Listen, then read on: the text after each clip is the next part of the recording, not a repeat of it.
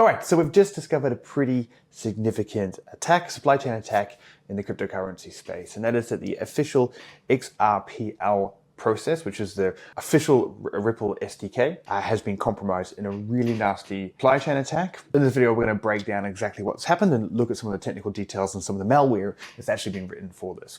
Now, I apologize if I look like I've been up all night. It's currently 7 a.m. and I have been up all night looking at this, but we're going to get through it. In the official XRPL, which is the Ripple Ledger developer SDK, we first noticed that there was some very suspicious activity on here.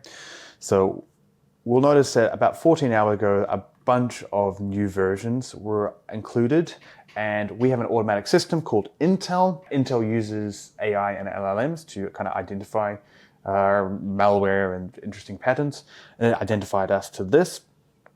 When we actually had a look, we realized that it was compromised. So if we go into the code here and we go to this file index.ts, what's actually happened is there's a new function been added. This is called checkValidityOfSeed.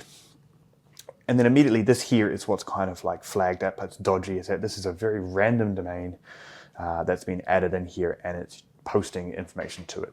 So essentially this is a C2 server, command and control server from an attacker, and they've managed to compromise this, and this function actually steals private keys from your crypto wallets. So they're trying to access your private keys to be able to steal, basically steal your cryptocurrency, set it to themselves, and they're doing that via the C2 server. So at first we immediately knew something dodgy was going on when we saw this.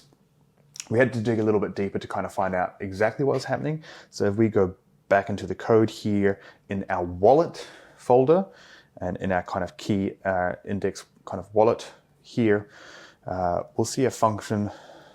Here we are, this constructor function here. We'll see that the checkValidityOfSeed function is being called and the private key is being sent.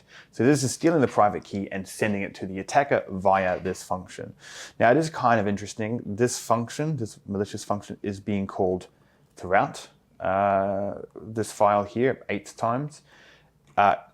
Kind of pointless, to be honest, because once this constructor function is called, then that's going to be kind of almost game over and it's going to get your private key. So that's exactly what's happening. Now, the first question you're going to know is this going to affect me? How does it affect me? Well, there's some good news here. This happened only a few hours ago, and we've already alerted the team to it from Ripple, and we've already made public announcements. So in order for this to happen, it doesn't affect every version. It's just the latest few versions. So hopefully not all systems, or hopefully a majority of systems, aren't using the malicious version of this yet. That being said, this is a very popular package. It has 140,000 weekly downloads. So it's very likely that actually some people have just automatically upgraded to the latest package when they've built their latest version, and they're going to be using the malicious version. So it is important that we be aware of that. However, don't panic just yet, because the likelihood is that you will be safe, but this could have been absolutely catastrophic for the crypto community, and billions of dollars could have been lost. Now, exactly who's affected and how they're affected, unfortunately, we don't have that information right. We do know that this is making the rounds around social media, around on the news, the channels as well. So there's going to be a lot of announcement from organizations. What I will say is, for your specific scenario, if you're worried about being affected, is to ask your currency exchange, ask your wallet provider, let them give you an update around that. They will be much better qualified to understand if you're going to be affected or not.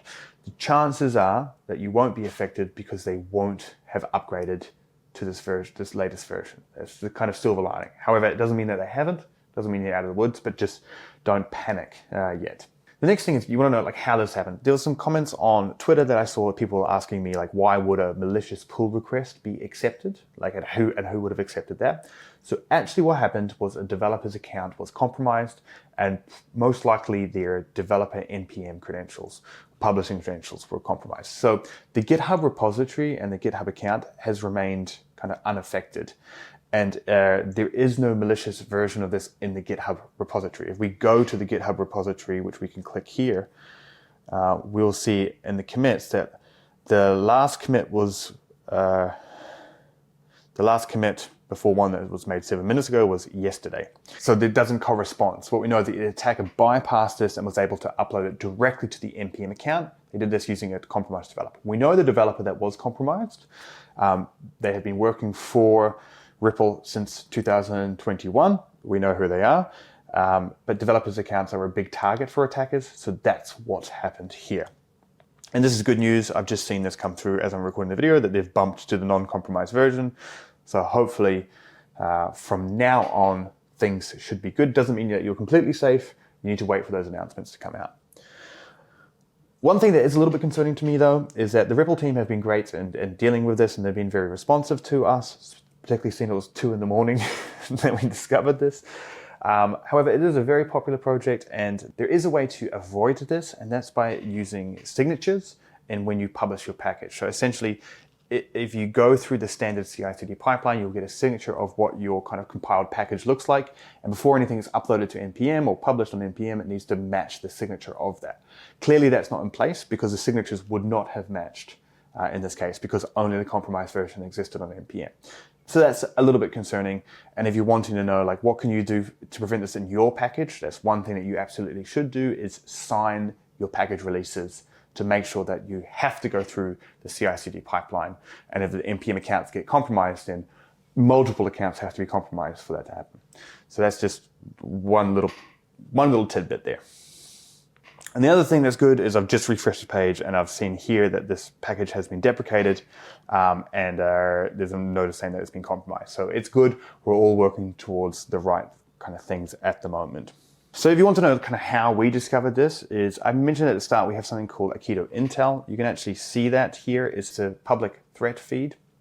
And essentially, we're constantly scanning for malware and also vulnerabilities that don't have CVEs against them. And we're publishing that in a public feed. So if I click here on malware, then what you'll see is this is all the malware that we're discovering. And if we scroll down here, this is the file. So we discovered this only a few hours ago. Since then, you can see that we've already discovered a bunch more malware. Probably not quite as significant, but I haven't slept yet. So I'm gonna wait until I have a nap before I look into those. So there we have it. That's all I have for you today. Now, if you want to find more information and you just happen to be going to San Francisco for the RSA conference on May 1st at 8:30 a.m., if you look in the program, I'll be speaking about malware and discovering vulnerabilities with LLMs, and I'll be able to talk about this exact scenario and how we discovered it. So if you want to find out more, then come to see that session in the RSA conference in San Francisco, May 1st, 8:30. And until then, well, I hope you all stay safe out there. If you have any questions, then feel free to reach out in the comments. I'll do my best to answer them.